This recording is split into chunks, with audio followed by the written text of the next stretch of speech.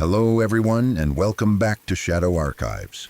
I know many of you listen to these stories to relax and slowly fall asleep. Before we begin, feel free to leave a comment and tell me where you're listening from tonight.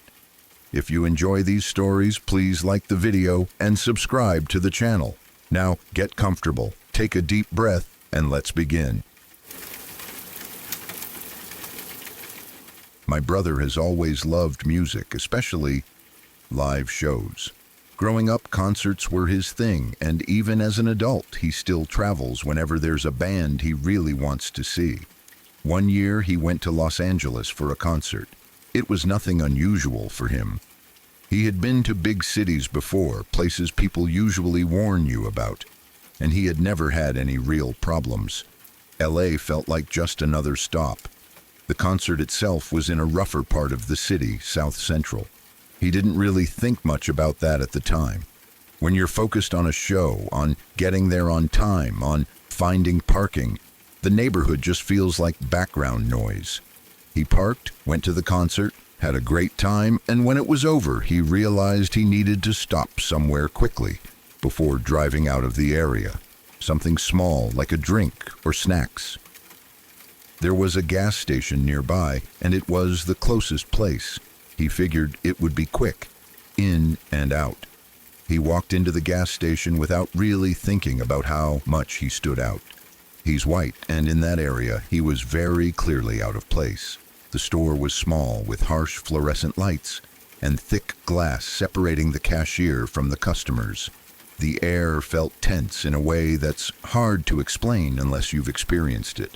It wasn't loud or chaotic, it was quiet, watchful.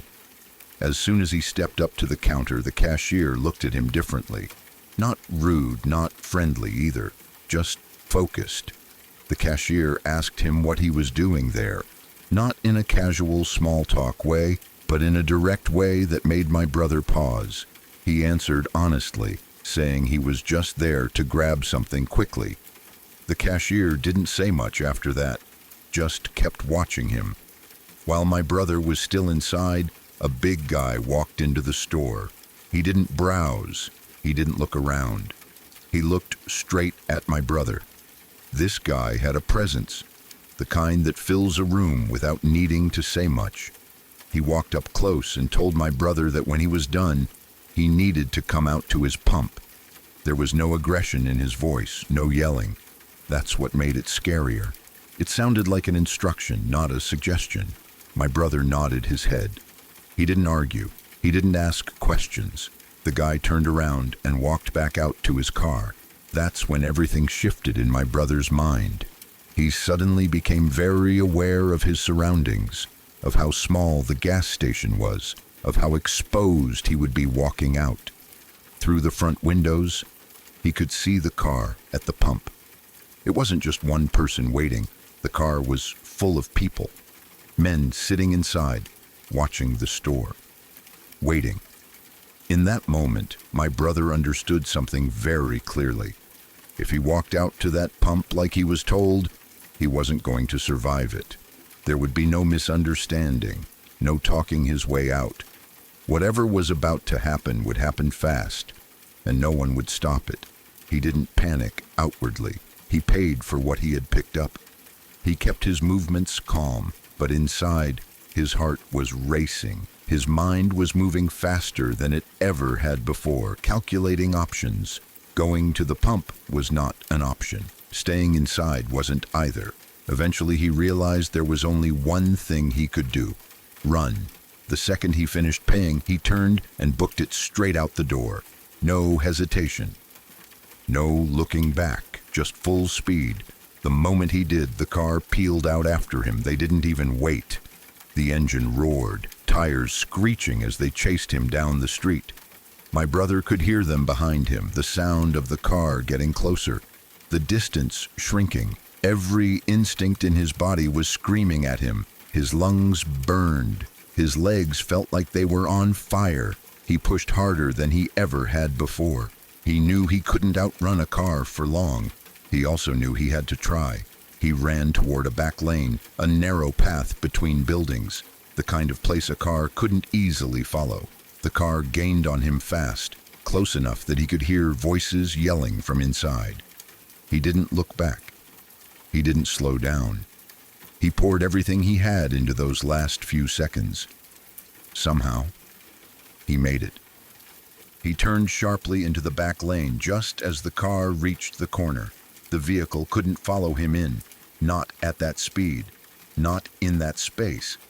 By the time they could turn around, he was gone, sprinting through alleys, hopping fences, moving without thinking, only reacting. Eventually, he slowed down, hidden from view, shaking, gasping for air, listening for engines. When he was sure they weren't coming, he kept moving, staying off main roads until he reached a safer area. He didn't stop until he was far away.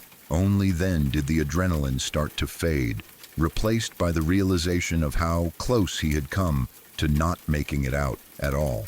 He got back to his car later, carefully, with his heart still pounding. He left the area immediately. The drive away felt surreal. The city lights, the traffic, everything looked the same as it always does. But for him, nothing felt normal anymore. What stuck with him wasn't just the chase. It was the moment inside the gas station when he knew without any doubt that if he followed that man's instruction, it would be the end. That kind of certainty changes you. It burns itself into your memory. My brother has traveled all over the world. He's been to places people often label as dangerous. Cambodia, Thailand, Mexico, countries across Europe, China, Korea. He's navigated language barriers, unfamiliar streets, and situations where he was clearly a foreigner. He's had uncomfortable moments, tense moments, moments where he had to stay alert. But none of them compare to that night in Los Angeles. Whenever the topic of travel comes up and people ask him about the scariest place he's ever been, they expect him to name some far-off country, somewhere exotic, somewhere unfamiliar. He never does. He always talks about South Central LA, about a gas station, about a decision that took only a second but saved his life. He says the reason it stands out so much is because of how fast everything happened. There was no build-up, no warning, just a sudden understanding that he was in immediate danger. No rules, no safety net, just him, his instincts, and the choice to run. Even now, years later, he still replays it sometimes. The look on the guy's face, the car full of people waiting, the sound of the engine behind him. He knows how different his life would be if he had hesitated even for a moment. It didn't stop him from traveling. He still goes everywhere. He still loves seeing the world. But it did make him more aware of how quickly situations can turn, even in places you think you understand. He says the scariest thing wasn't the chase itself. It was the realization that danger doesn't always announce itself loudly. Sometimes it speaks calmly, asks you to walk outside and waits to see if you obey. And sometimes the only reason you're still alive is because you didn't.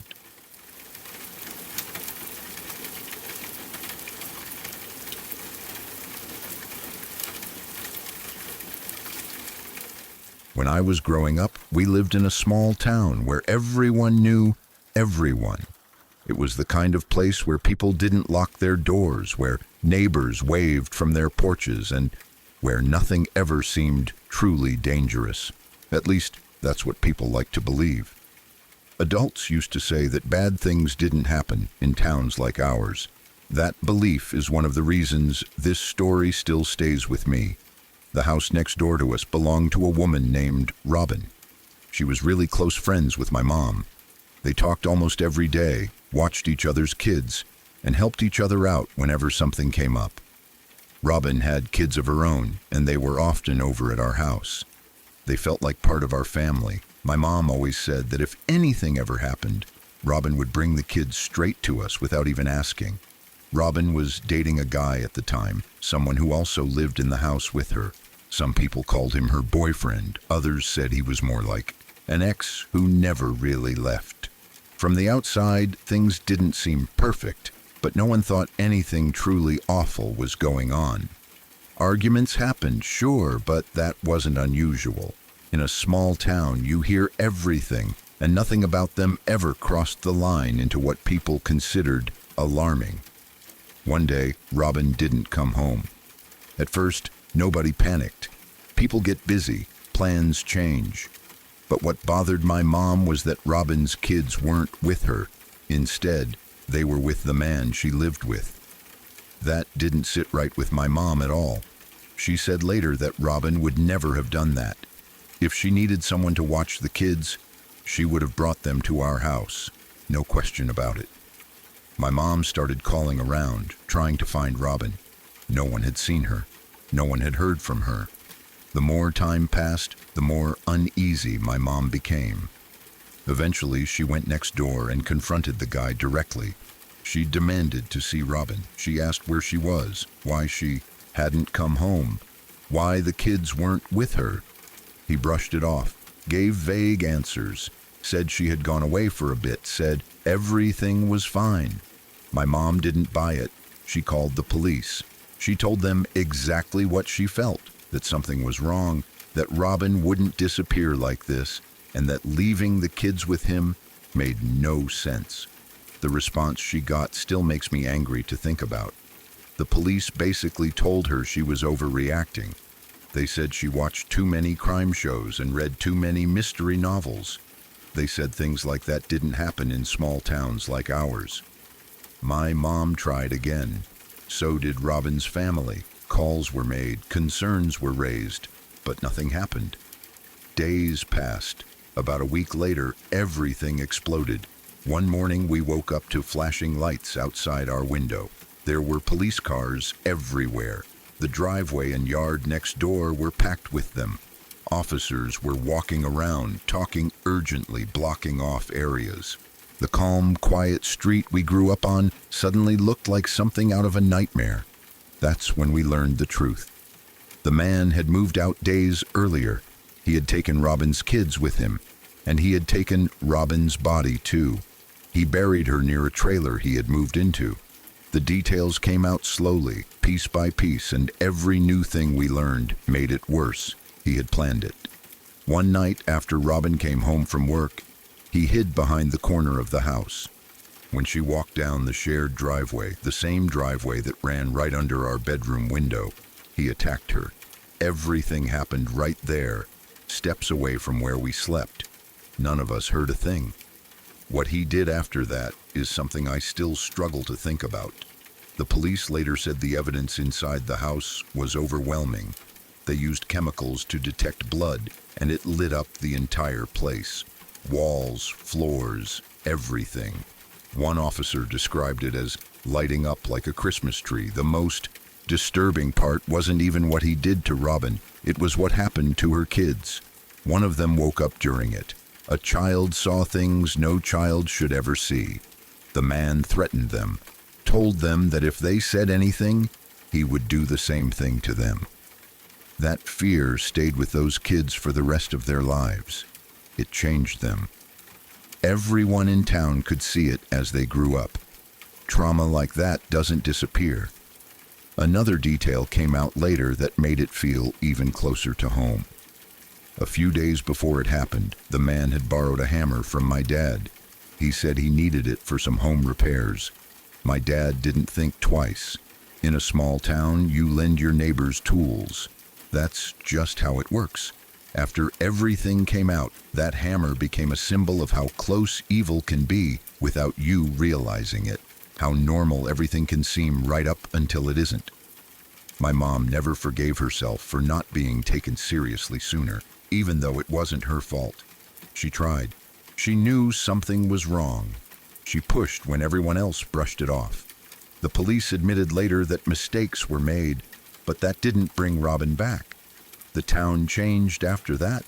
People locked their doors more often. Parents watched their kids closer. The idea that things like that don't happen here quietly died. Everyone realized that small towns don't protect you from violence. Sometimes they hide it better. For me, growing up with that knowledge rewired the way I see the world. Whenever someone says crimes only happen in big cities or that you don't need to worry because everyone knows each other. I think of Robin. I think of my mom standing there, being dismissed. I think of how something unimaginable happened right next door while we slept. It wasn't a ghost story, it wasn't a rumor, it was real, and it proved, in the worst possible way, that terrible things can happen anywhere, even in the quietest places, even in towns where people swear nothing bad ever happens.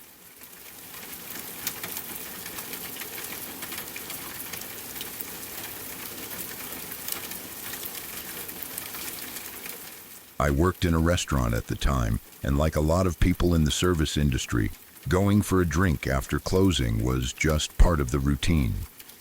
The restaurant closed late, and across the street there was a bar that stayed open even later. The whole area was packed with small restaurants and bars, all lined up next to each other, and most of us recognized faces, even if we didn't know names. You'd see the same servers, bartenders, line cooks, and managers rotating through the neighborhood night after night. It felt familiar, comfortable, safe in a way that only routine can feel. That night was no different, at least at first. After we finished closing duties, I headed across the street for a drink. I wasn't planning on staying long, just one drink, maybe two, then home. I sat down at the bar and started unwinding, scrolling on my phone, half listening to conversations around me. That's when I noticed a guy sitting a few seats away. I hadn't seen him before, but he was wearing a shirt from one of the nearby bars. That wasn't unusual. New people rotated into the area all the time. I introduced myself, like people do in that neighborhood. I asked where he worked, told him where I worked, asked how he liked the new job. It was casual, friendly, nothing that set off alarms. We talked about the usual stuff, shifts, customers, how exhausting weekends could be. It all felt normal. After a bit, he asked if I wanted to go out to the alley for a smoke. I didn't think much of it. Smoking out back was common. The alley was shared by several bars, and staff were constantly going in and out of it. I said sure, grabbed my jacket, and followed him outside. The moment I took a puff, something felt wrong. It wasn't subtle. It wasn't like slowly getting high. Almost immediately, my head felt light and heavy at the same time. The world tilted slightly, like I couldn't quite focus my eyes. My thoughts felt far away, like they were happening in another room. I remember thinking very clearly that this wasn't normal. I had smoked before. This felt different. My heart started racing. I tried to stay calm on the outside, but inside I was panicking. I suddenly felt very exposed, standing there in the alley. The noise from the bar behind us felt distant. The brick walls felt too close. I took another breath and realized I felt dizzy, spaced out, and deeply uncomfortable. I told him I had a headache and an early morning shift. I said I needed to catch the bus. I tried to keep my voice steady, like this was no big deal. He immediately offered to walk with me. He said he just wanted to make sure I got home safe. On paper, that sounds kind, but in that moment, it terrified me. I told him it was okay, that I'd be fine, that I didn't want to make him go out of his way. He insisted. My brain felt foggy, but some instinct deep inside me was screaming that I needed to get away from him. I compromised, hoping it would end the interaction. I said I'd just take his number and text him when I got home so he'd know I was safe. He agreed. He gave me his number, smiled, and said okay. Then he walked around the corner. I thought that was it. I walked to the bus stop, my legs feeling unsteady, my head swimming. I kept telling myself to breathe, that maybe I was just having a bad reaction, that it was nothing. I got on the bus and took a seat near the middle, staring straight ahead, trying not to freak out. At the last second, the bus doors opened again. He got on. He came in through the back doors and sat a few rows behind me. My stomach dropped. Every muscle in my body tensed. I didn't turn around. I stared a hole into the seat in front of me, barely blinking. My heart was pounding so hard, I felt like he must be able to hear it. I started silently panicking, my thoughts spiraling. Why was he here? Why didn't he leave when he said he would? Why was he sitting behind me instead of somewhere else? The bus ride felt endless. I kept thinking about how vulnerable I felt, how out of control my body felt, how slow my reactions seemed. I kept telling myself not to move, not to draw attention, just get to my stop. When the bus reached the station where I needed to get off, I stood up quickly. He stood up too. That was it.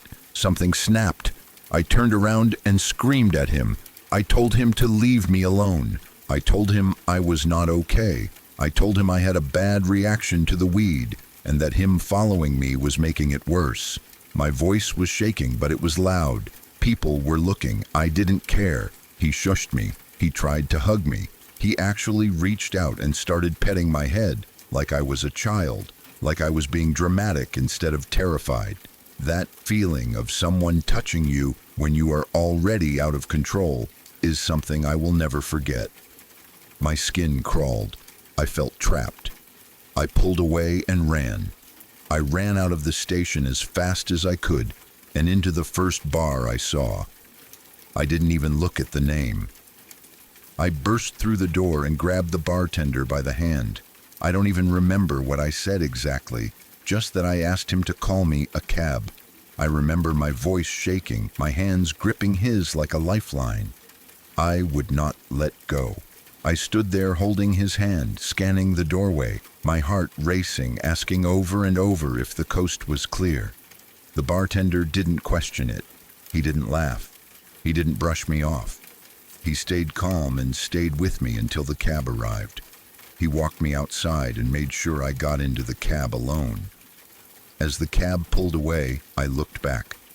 I saw the guy outside the station yelling into his phone. I don't know who he was talking to. I don't know what he was saying. But the sight of him standing there, angry, watching, sent another wave of fear through me. I asked the cab driver to circle my block before dropping me off. I didn't want anyone to follow us. When he finally stopped, I darted out, ran inside my apartment, and locked every door and window. I checked them twice. Then I sat on the floor, hugged my cat, and cried until exhaustion took over. I don't remember falling asleep. I slept straight through until 6 p.m. the next day. I didn't hear my alarms. I didn't hear my phone. My body felt heavy, like I'd been drugged, like I'd been underwater for hours. When I finally woke up, the first thing I heard was pounding on my door. My mom was outside, yelling my name. She had driven an hour and a half from her town because no one could reach me. I had missed 2 alarms for my shift. I had 27 missed calls from work, co-workers, and family. Everyone thought something terrible had happened. I did too. I never saw that guy again. Not in the neighborhood, not in any bar, not anywhere. To this day, I don't know what really happened. It could have been a bad reaction. It could have been a coincidence. It could have been nothing more than paranoia layered on top of fear. But deep down, I don't believe that. Something about the way it unfolded, the timing, the way he followed me, the way he touched me when I was clearly distressed, tells me it could have ended much worse. What scares me most isn't the idea of what he might have done. It's how quickly everything shifted from normal to dangerous. One casual conversation, one smoke, one decision to be polite, and suddenly I was fighting to stay aware, to stay in control, to get home alive. I trust my instincts now more than I ever did before. Because that night taught me that sometimes the only reason you make it home is because you listen to the part of yourself that says something is wrong, even when you can't explain why.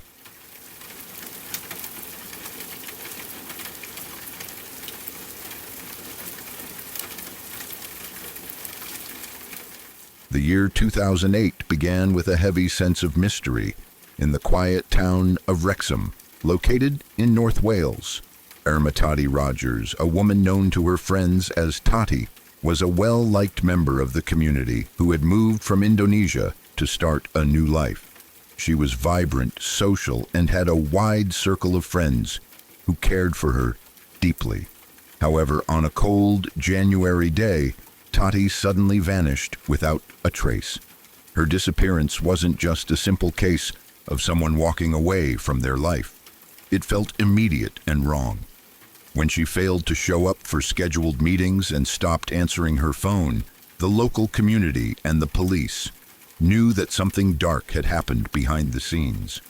The investigation into her whereabouts would eventually become one of the most intense and psychologically complex murder cases in the region, involving a high-stakes game of cat and mouse between a calculating killer and a dedicated team of detectives. As the police began to dig into Tati's private life, a name kept surfacing in their interviews and phone record searches: Łukasz Respondek. He was a Polish national who had settled in the area, worked a steady job at a local dairy factory, and lived a seemingly normal, quiet life with his wife and children. To his neighbors and co-workers, he was a hard-working family man, the kind of person you would never suspect of having a violent bone in his body. But the digital and social footprints left behind by Tati told a different story. It was revealed that Łukasz and Tati had been involved in a secret, intense affair. This wasn't just a casual fling, it was a relationship that had reached a boiling point. Tati had grown tired of being the secret in Łukasz's life. She wanted him to leave his wife, to be honest about their relationship, and to build a future together. She had reportedly given him an ultimatum, a demand for him to choose between his old life and his new one. For a man like Łukasz, who valued his reputation and his family structure, this demand felt like a threat to his entire existence. The pressure of the secret and the fear of his world collapsing led Łukasz to commit the unthinkable. In January 2008, he murdered Tati Rogers. After the act, he didn't panic in the way many first-time criminals do. Instead, he was cold and methodical. He took her body to a remote, wooded area known as the Erdig Estate, a vast and beautiful stretch of parkland that he felt provided enough cover to hide his crime forever. He buried her deep in the earth, far away from the walking paths used by tourists and locals. He believed that by placing her in such a secluded spot, the forest would eventually swallow the secret and he could return to his life as if she had never existed. For months, it seemed like he might actually get away with it. The police were suspicious and they questioned him multiple times, but Łukasz was disciplined. He didn't crumble under interrogation, and without a body or a murder weapon, the authorities lacked the hard physical evidence required to bring a formal charge against him. However, the detectives in charge of the case were not willing to let the matter drop. They were convinced that Łukasz was responsible, and they knew that if they couldn't find the evidence through traditional means, they would have to outsmart him.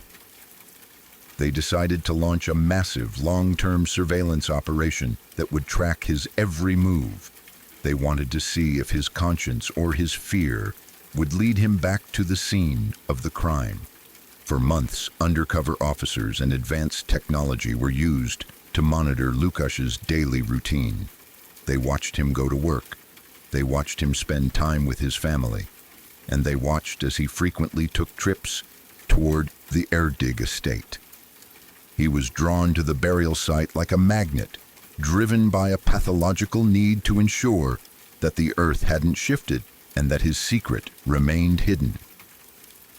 By the time the investigation moved into its second year, the police had a good idea of which general area Łukasz was visiting, but the estate was massive, and finding a single grave in hundreds of acres of woodland was like looking for a needle in a haystack.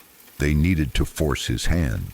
They decided to use the media as a tool in their psychological warfare. They purposely leaked information to the press, announcing that they were launching a significant new search effort in the Erdig area. They made sure the news was everywhere, on the radio, in the newspapers, and on the local television stations. They wanted Łukasz to see the police vans, the forensic teams in their white suits, and the sniffer dogs patrolling the very woods where he had buried Tati. They wanted him to feel the walls closing in. The tactic worked perfectly. The sight of the police digging in the woods made Lukasz incredibly nervous. His cool, disciplined exterior began to crack. He started returning to the site even more frequently, but he was no longer just a casual hiker. He began wearing full camouflage gear, trying to blend into the undergrowth so he could spy on the police. He would bring high-powered binoculars and find high vantage points where he could sit for hours watching the progress the forensic teams were making. He was obsessed with seeing exactly where they were digging and how close they were getting to the specific spot where he had placed Tati. What he didn't realize was that the police were well aware of his presence. While he was watching the search teams through his binoculars, another team of specialists was watching him through their own lenses from hidden positions in the trees. It was a surreal and tense standoff. The police were watching him watch them, waiting for the moment he would finally break. As the days went by, the search teams deliberately moved closer and closer to the actual burial site. They were being guided by the very movements Lukasz was making. Every time he showed particular interest in a specific area, the police would shift their focus there. The psychological pressure became unbearable for him. He realized that it was only a matter of time before a shovel hit something solid and his life was over. In a final, desperate attempt to save himself, he decided he had to move the body. He figured if he could dig her up in the middle of the night and move her to a completely different location, he might still have a chance to escape justice. One night, under the cover of darkness and hidden by the dense forest canopy, Lukasz returned to the grave with a shovel. He began the grueling task of exhuming the remains he had buried over a year prior. For 3 long, agonizing hours, he labored in the dirt, his mind racing and his heart pounding. But the reality of what he was doing finally began to set in. Moving a body that had been in the ground for that long was a horrific, physically demanding and mentally scarring task.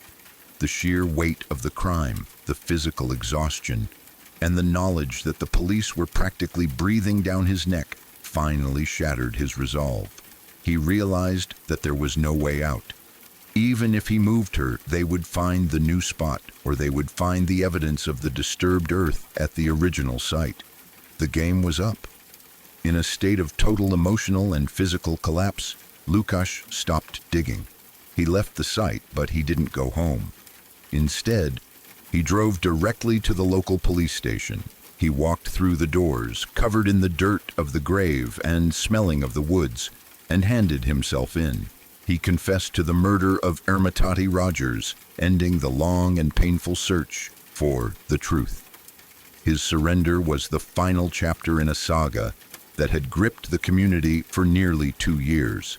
The police were able to recover Tati's remains from the exact spot he described, finally allowing her friends and family to give her the dignified burial she deserved. During the trial, the full extent of the police surveillance and Lukasz's bizarre behavior in the woods was revealed. The jury heard about the camouflage, the binoculars, and the way he had essentially led the authorities to the body through his own paranoia.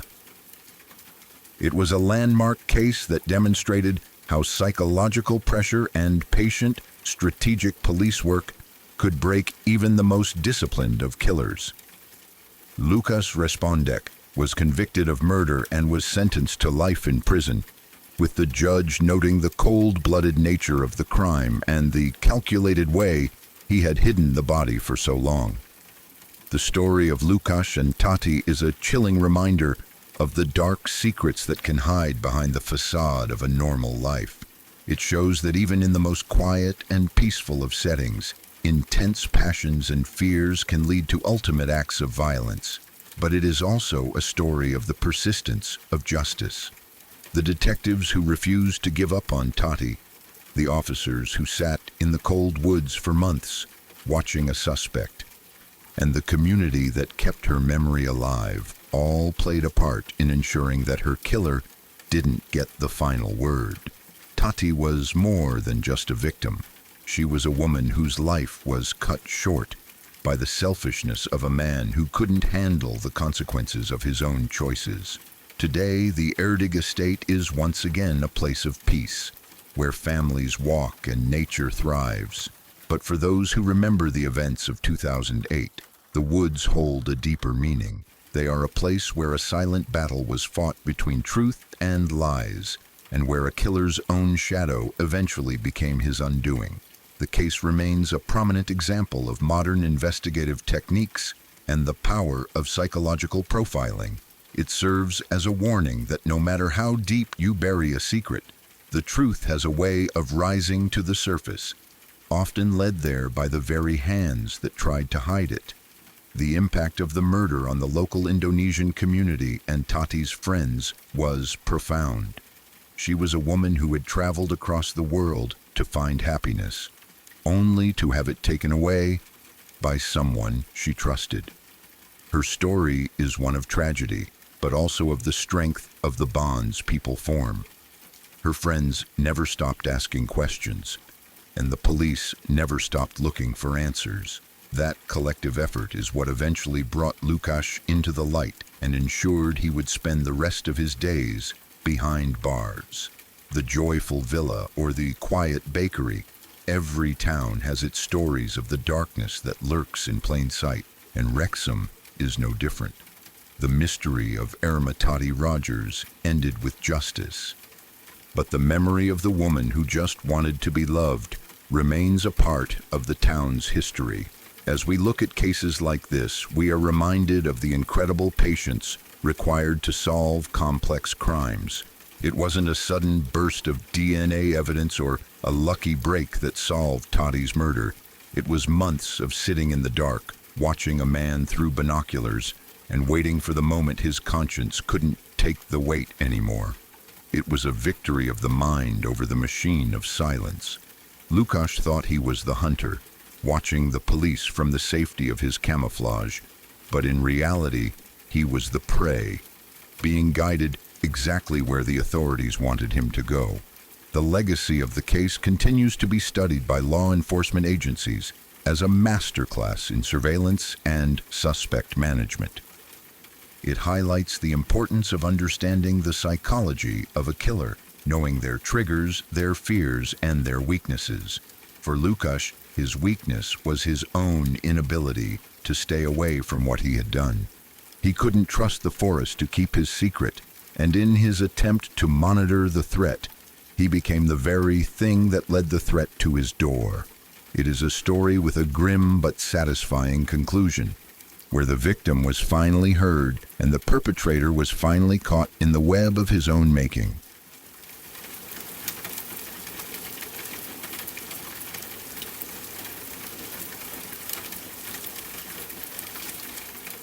Growing up in a small town usually brings a sense of comfort that is hard to find anywhere else.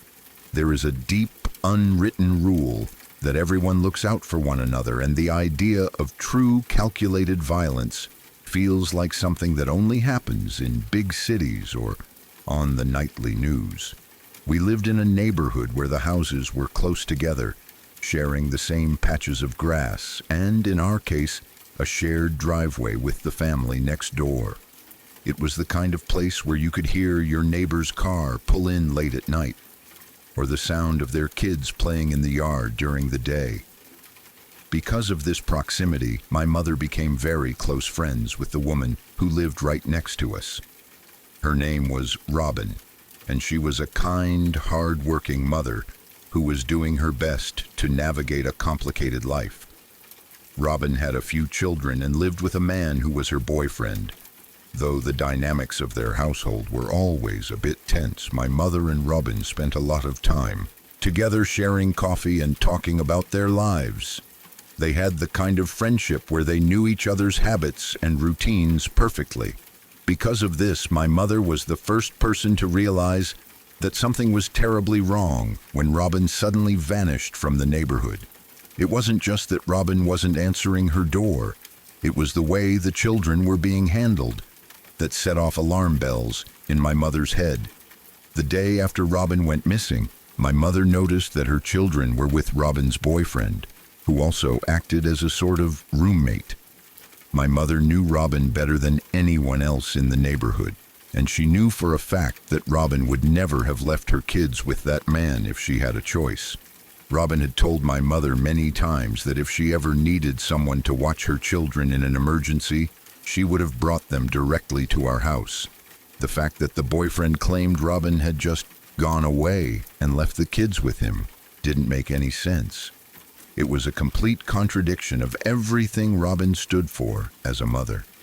Driven by a gut feeling that something was life-threatening, my mother didn't just sit back and wait. She went over to the house and directly confronted the man. She was brave, standing on his doorstep and demanding to see Robin, or at least to know exactly where she had gone. The man was cold and evasive, offering vague excuses that only made my mother more suspicious. She could feel the tension radiating from the house, a sense of darkness that hadn't been there before. When he couldn't give her a straight answer, she did what any concerned friend would do. She called the local police. However, the police in our small town weren't prepared for a situation like this. When my mother explained her fears and told them about Robin's character and why the situation with the kids was so alarming, they didn't take her seriously. They were dismissive, almost patronizing. One of the officers actually told her that she had probably been reading too many mystery novels and that she was letting her imagination run wild. They told her that people in small towns like ours didn't just get murdered or disappear into thin air. They treated it like a minor domestic disagreement and told her to calm down, suggesting that Robin had probably just taken a break and would be back in a few days. My mother was devastated by their lack of action, but she didn't stop pushing. For the next week, she and Robin's extended family kept calling the station, refusing to let the case go cold. We lived in a state of constant anxiety for those 7 days, looking at the house next door and wondering what was happening behind those silent windows. Then, one morning, everything changed. We woke up to the sound of heavy engines and the sight of a massive fleet of police cars pulling into our shared driveway and filling up our yard. The casual attitude of the previous week was gone, replaced by a grim, high-stakes investigation. It turned out that the boyfriend had moved out of the house shortly after my mother's confrontation. He had taken Robin's children with him and moved into a trailer in a different area. But he hadn't just taken the kids. He had taken a heavy, plastic-wrapped secret with him. The investigation eventually led the police to his new trailer, where they found Robin's body buried in a shallow makeshift grave nearby. As the details began to leak out through the news and the legal proceedings, the sheer horror of what had happened just a few feet from where we slept started to sink in. The boyfriend had planned the murder with a level of cruelty that was hard to comprehend. A few days before the killing, he had come over to our house and asked my father if he could borrow a hammer. He told my dad he needed it for some routine home repairs. My father, thinking he was just being a helpful neighbor, handed it over without a second thought. That hammer, a tool from our own garage, ended up being the weapon used to end Robin's life. On the night of the murder, the man had waited in the shadows behind a corner of the house. He knew Robin's schedule perfectly. He waited until she arrived home from work and began walking down the shared driveway. This happened directly under our bedroom window, while we were likely inside watching television or getting ready for bed. As she walked past him, he stepped out and knocked her unconscious with the hammer. He then dragged her limp body into the house and into the bathroom. The details of what happened in that bathtub were the stuff of nightmares. He had stabbed her or slit her throat to ensure she was dead, but the violence didn't stop there. In a cold and calculated attempt to make the body easier to transport and hide, he had used a saw to dismember her, removing her arms and legs. He wanted to make the remains small enough to fit into a container so he could move her to his new location without being noticed. The police later told my mother that when they used luminol, a chemical that reveals traces of blood, the entire bathroom and hallway lit up like a bright Christmas tree. Even though he had tried to clean the scene, the sheer amount of blood that had been spilled was impossible to fully erase. But the most heartbreaking part of the story wasn't just the physical violence, it was the psychological trauma inflicted on Robin's children. During the trial, it came out that one of her young children had actually woken up that night. The child had walked toward the bathroom and seen him in the middle of the horrific act. Instead of showing any remorse or trying to comfort the child, the man looked the little girl in the eye and told her that if she ever told a single soul what she saw, he would do the exact same thing to her.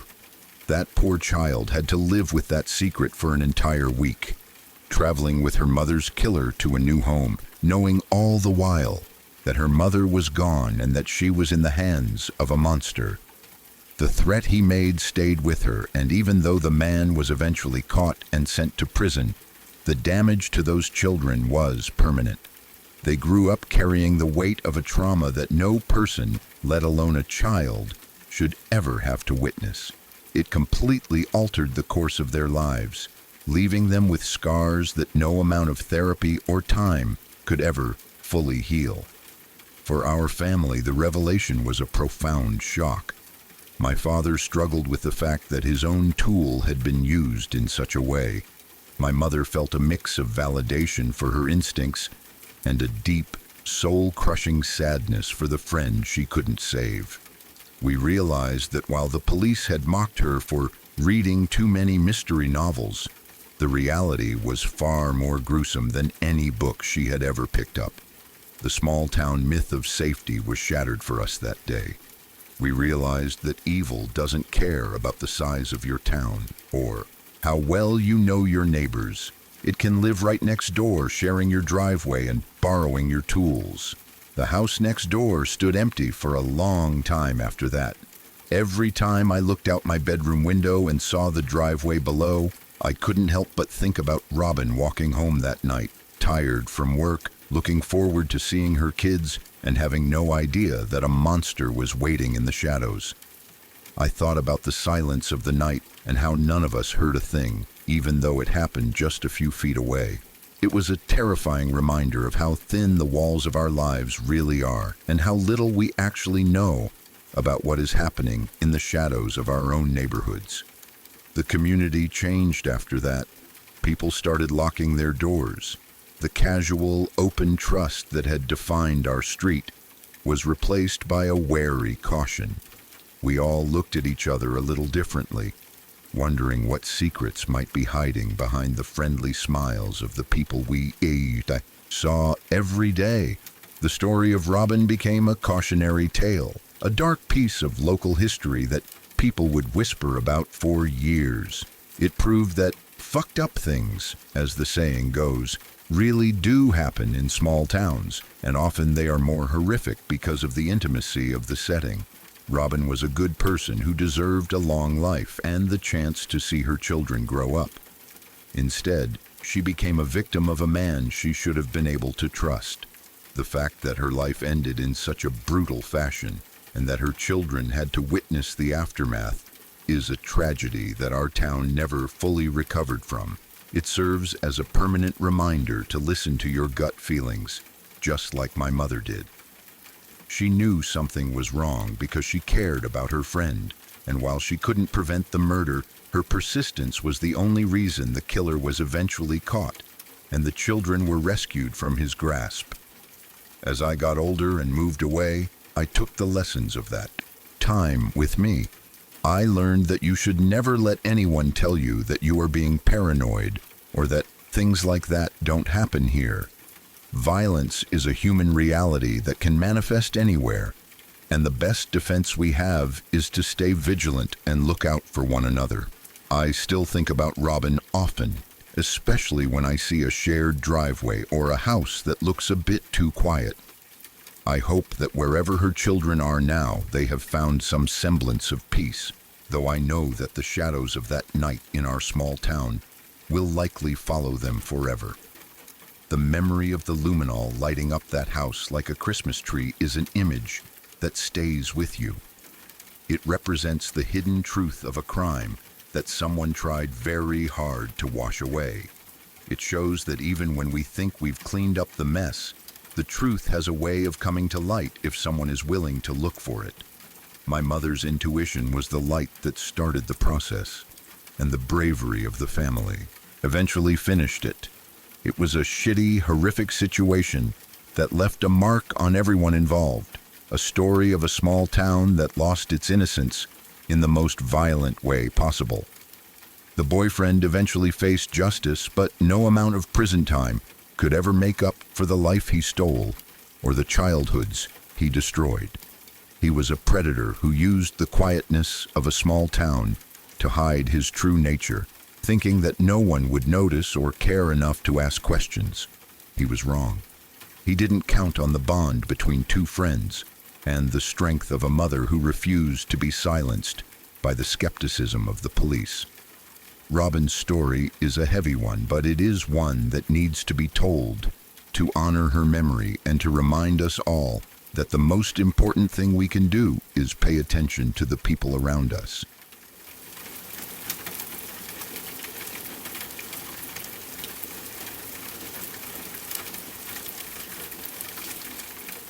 This story is about my girlfriend's aunt, and even though it happened a few years back, it still makes my stomach turn every time I think about it.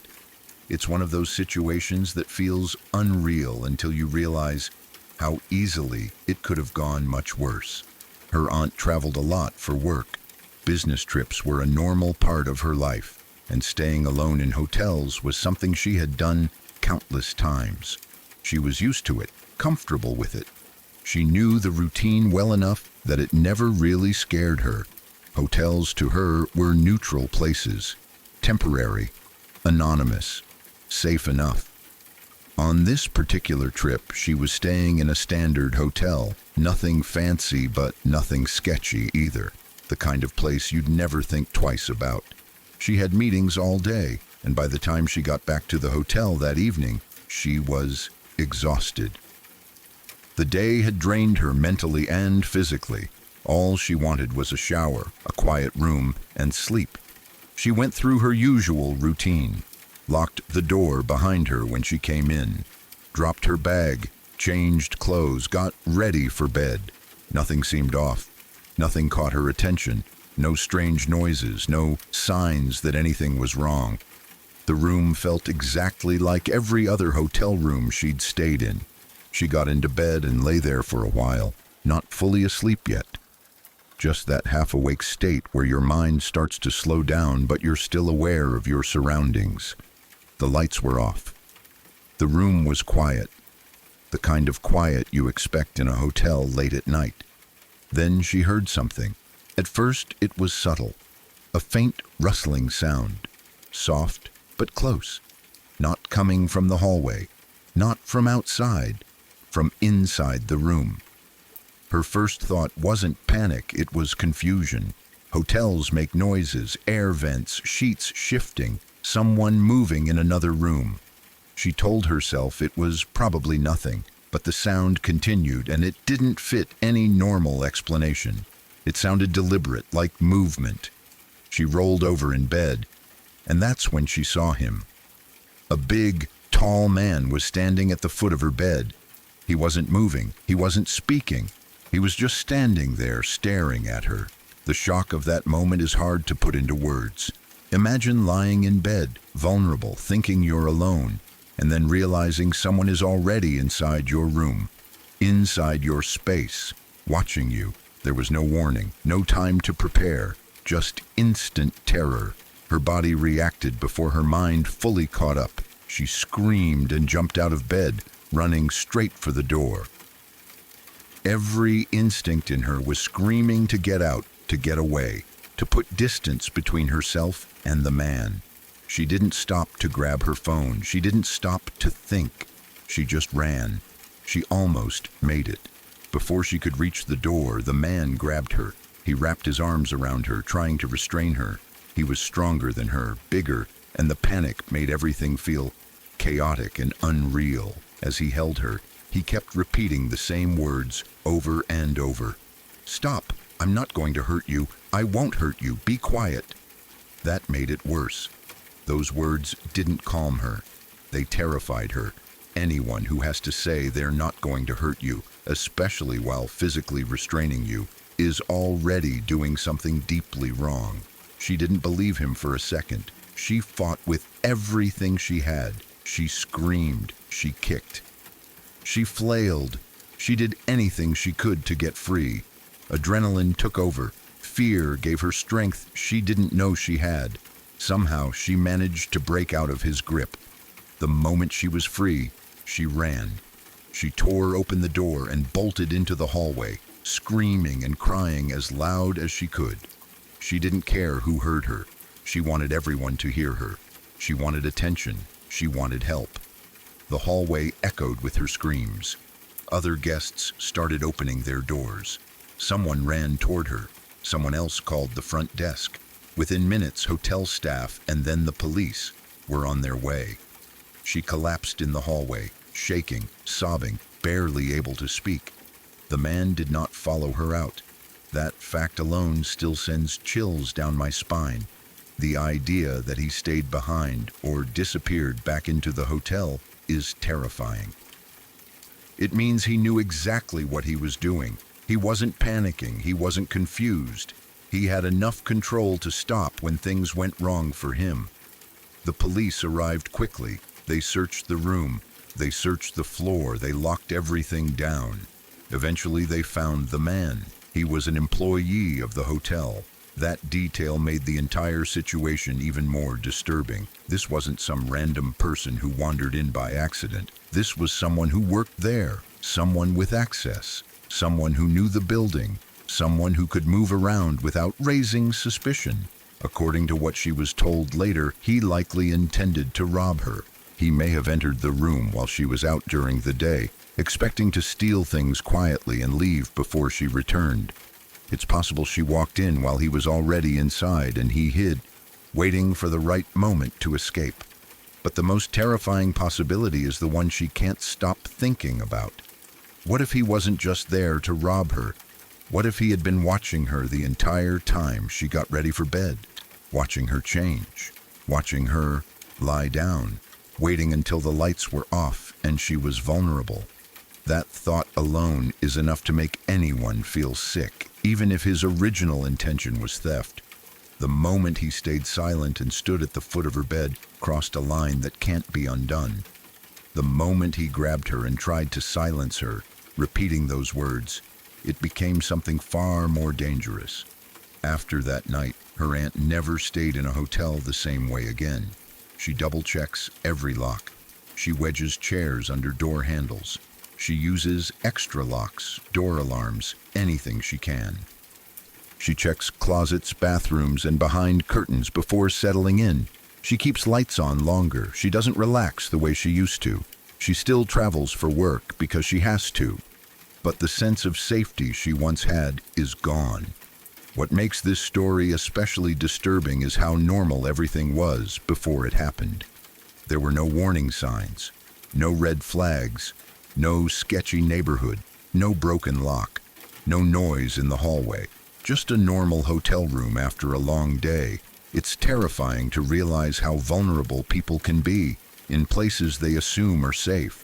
Hotels are supposed to be controlled environments, secure, staffed, monitored.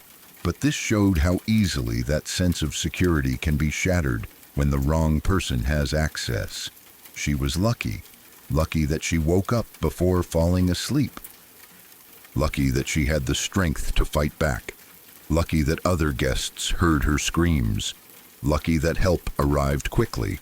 If any one of those things had gone differently, the outcome could have been much worse. That's the part that sticks with me. Not just what happened, but how close it came to becoming something even more horrifying. How thin the line was between escape and tragedy. Whenever I hear people say they feel safest in hotels because there are people around, I think of this story. I think about how danger doesn't always come from outside. Sometimes it's already inside, wearing a uniform, blending in, waiting for the right moment. And that thought is enough to keep anyone awake at night. My gaming team and I had this boot camp before a tournament. We were all incredibly focused, looking for a place where we could grind for hours, sharpen our strategies, and build the kind of chemistry needed to win at a high level.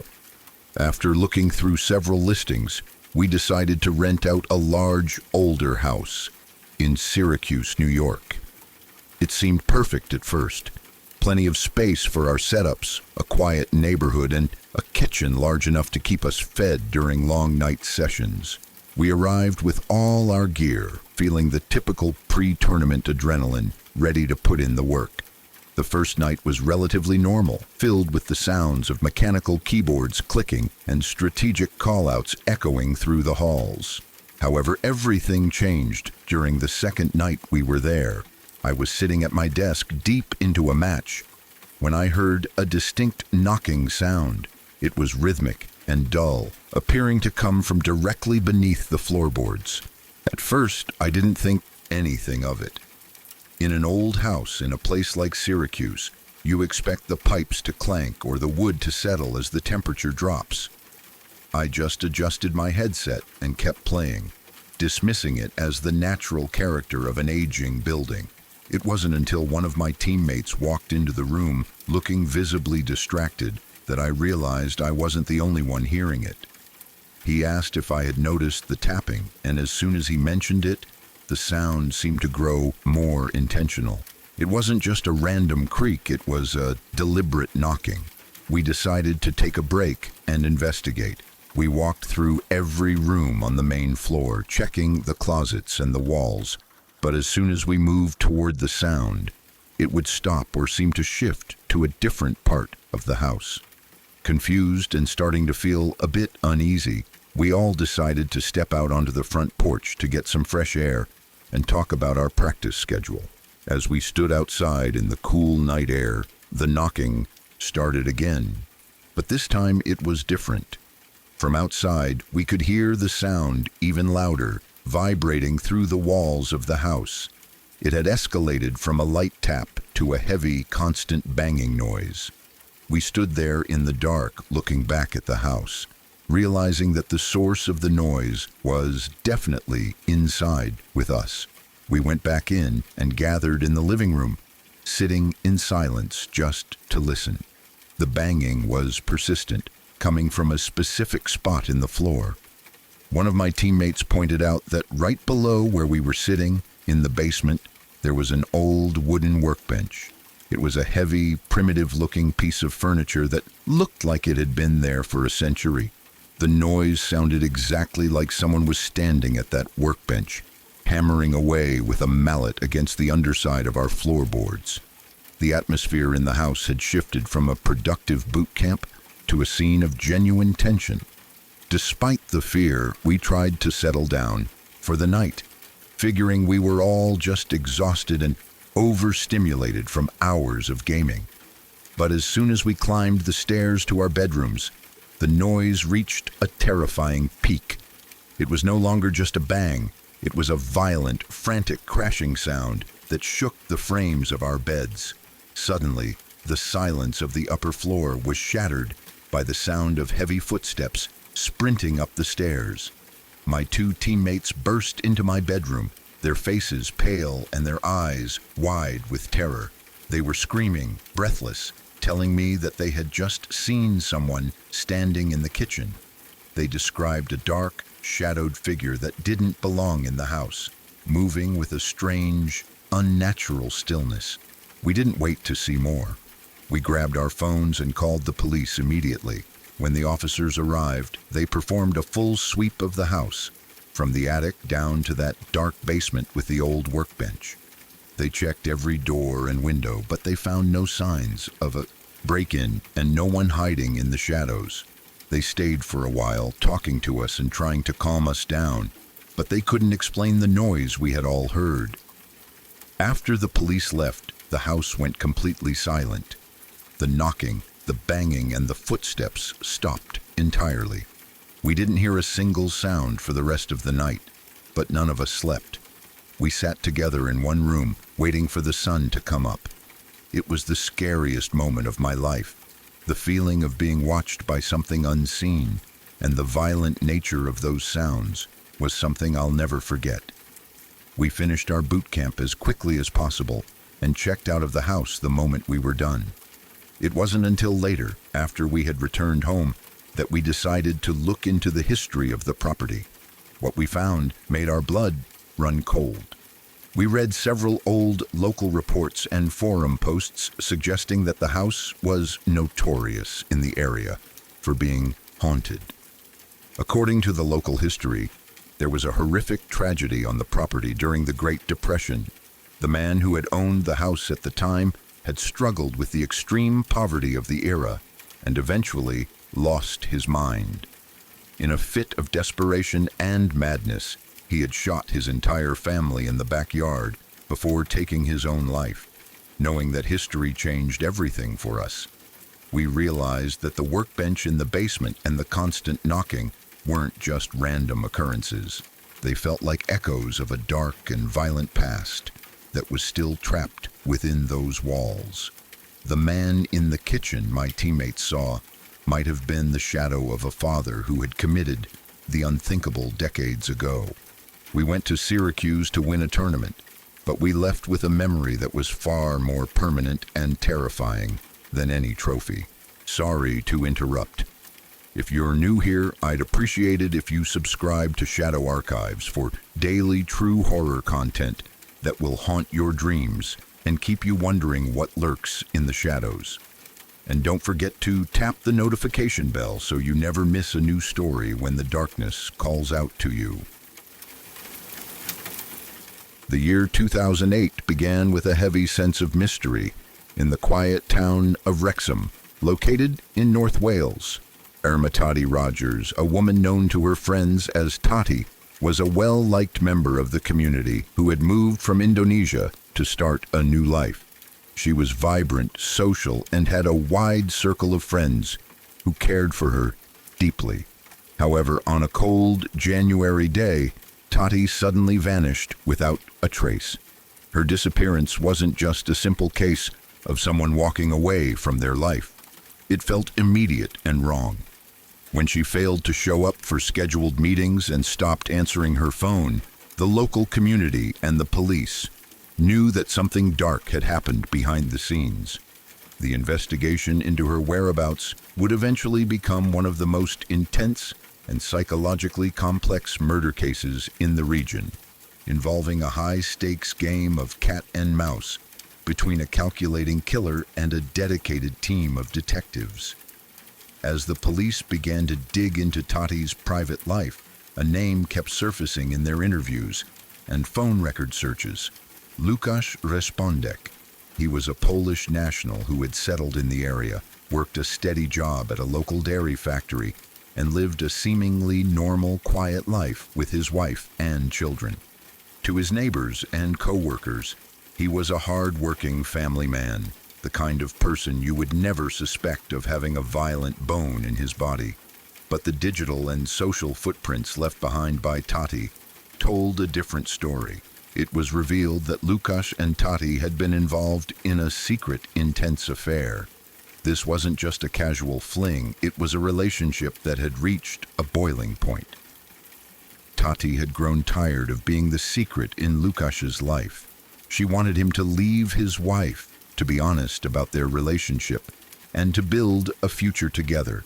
She had reportedly given him an ultimatum, a demand for him to choose between his old life and his new one.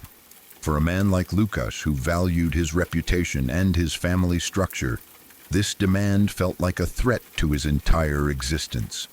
The pressure of the secret and the fear of his world collapsing led Łukasz to commit the unthinkable. In January 2008, he murdered Irma Tati Rogers. After the act, he didn't panic in the way many first-time criminals do. Instead, he was cold and methodical. He took her body to a remote wooded area known as the Erdig Estate, a vast and beautiful stretch of parkland that he felt provided enough cover to hide his crime forever. He buried her deep in the earth, far away from the walking paths used by tourists and locals. He believed that by placing her in such a secluded spot, the forest would eventually swallow the secret and he could return to his life as if she had never existed. For months, it seemed like he might actually get away with it. The police were suspicious and they questioned him multiple times, but Lukasz was disciplined. He didn't crumble under interrogation, and without a body or a murder weapon, the authorities lacked the hard physical evidence required to bring a formal charge against him. However, the detectives in charge of the case were not willing to let the matter drop. They were convinced that Lukasz was responsible, and they knew that if they couldn't find the evidence through traditional means, they would have to outsmart him. They decided to launch a massive, long-term surveillance operation that would track his every move. They wanted to see if his conscience or his fear would lead him back to the scene of the crime. For months, undercover officers and advanced technology were used to monitor Lukasz's daily routine. They watched him go to work. They watched him spend time with his family. And they watched as he frequently took trips toward the Erdig estate. He was drawn to the burial site like a magnet, driven by a pathological need to ensure that the earth hadn't shifted and that his secret remained hidden. By the time the investigation moved into its second year, the police had a good idea of which general area Lukasz was visiting, but the estate was massive, and finding a single grave in hundreds of acres of woodland was like looking for a needle in a haystack. They needed to force his hand. They decided to use the media as a tool in their psychological warfare. They purposely leaked information to the press, announcing that they were launching a significant new search effort in the Erdig area. They made sure the news was everywhere, on the radio, in the newspapers, and on the local television stations. They wanted Lukasz to see the police vans, the forensic teams in their white suits, and the sniffer dogs patrolling the very woods where he had buried Tati. They wanted him to feel the walls closing in. The tactic worked perfectly. The sight of the police digging in the woods made Lukasz incredibly nervous. His cool, disciplined exterior began to crack. He started returning to the site even more frequently, but he was no longer just a casual hiker. He began wearing full camouflage gear, trying to blend into the undergrowth so he could spy on the police. He would bring high-powered binoculars and find high vantage points where he could sit for hours watching the progress the forensic teams were making. He was obsessed with seeing exactly where they were digging and how close they were getting to the specific spot where he had placed Tati. What he didn't realize was that the police were well aware of his presence. While he was watching the search teams through his binoculars, another team of specialists was watching him through their own lenses from hidden positions in the trees. It was a surreal and tense standoff. The police were watching him watch them, waiting for the moment he would finally break. As the days went by, the search teams deliberately moved closer and closer to the actual burial site. They were being guided by the very movements Lukasz was making. Every time he showed particular interest in a specific area, the police would shift their focus there. The psychological pressure became unbearable for him. He realized that it was only a matter of time before a shovel hit something solid and his life was over. In a final, desperate attempt to save himself, he decided he had to move the body. He figured if he could dig her up in the middle of the night and move her to a completely different location, he might still have a chance to escape justice. One night, under the cover of darkness and hidden by the dense forest canopy, Lukasz returned to the grave with a shovel. He began the grueling task of exhuming the remains he had buried over a year prior. For 3 long, agonizing hours, he labored in the dirt, his mind racing and his heart pounding. But the reality of what he was doing finally began to set in. Moving a body that had been in the ground for that long was a horrific, physically demanding and mentally scarring task. The sheer weight of the crime, the physical exhaustion, and the knowledge that the police were practically breathing down his neck finally shattered his resolve. He realized that there was no way out. Even if he moved her, they would find the new spot, or they would find the evidence of the disturbed earth at the original site. The game was up. In a state of total emotional and physical collapse, Lukasz stopped digging. He left the site, but he didn't go home. Instead, he drove directly to the local police station. He walked through the doors, covered in the dirt of the grave and smelling of the woods, and handed himself in. He confessed to the murder of Ermitati Rogers, ending the long and painful search for the truth. His surrender was the final chapter in a saga that had gripped the community for nearly 2 years. The police were able to recover Tati's remains from the exact spot he described, finally allowing her friends and family to give her the dignified burial she deserved. During the trial, the full extent of the police surveillance and Lukasz's bizarre behavior in the woods was revealed. The jury heard about the camouflage, the binoculars, and the way he had essentially led the authorities to the body through his own paranoia. It was a landmark case that demonstrated how psychological pressure and patient, strategic police work could break even the most disciplined of killers. Lukasz Respondek was convicted of murder and was sentenced to life in prison, with the judge noting the cold-blooded nature of the crime and the calculated way he had hidden the body for so long. The story of Lukasz and Tati is a chilling reminder of the dark secrets that can hide behind the facade of a normal life. It shows that even in the most quiet and peaceful of settings, intense passions and fears can lead to ultimate acts of violence. But it is also a story of the persistence of justice. The detectives who refused to give up on Tati, the officers who sat in the cold woods for months, watching a suspect, and the community that kept her memory alive, all played a part in ensuring that her killer didn't get the final word. Tati was more than just a victim. She was a woman whose life was cut short by the selfishness of a man who couldn't handle the consequences of his own choices.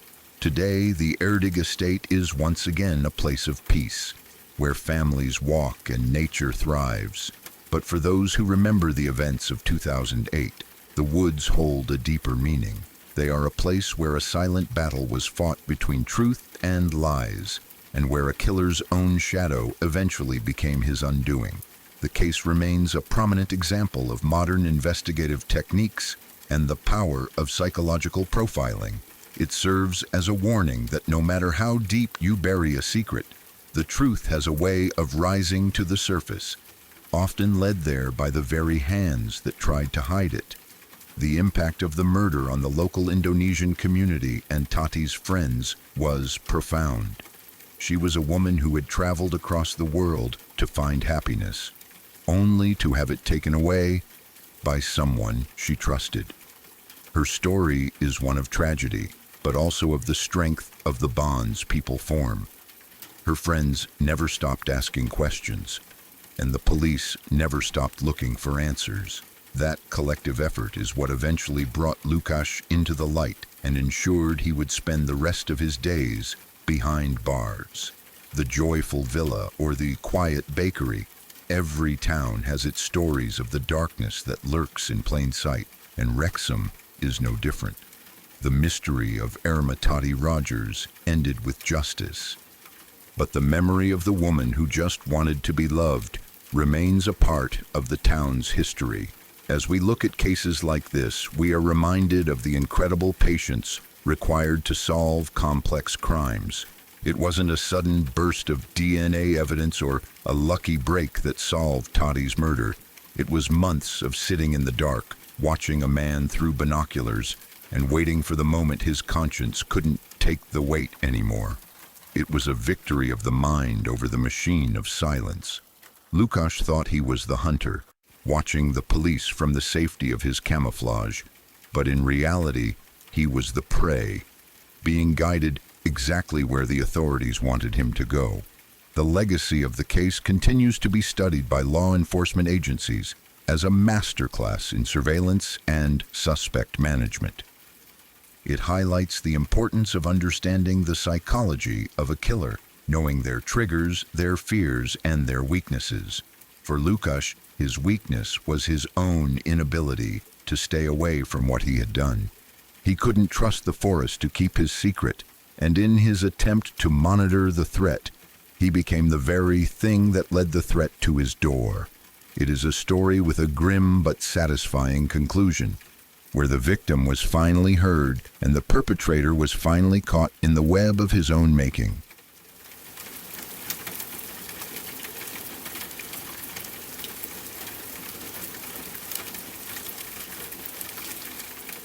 As a kid, I spent most of my time at my best friend's house.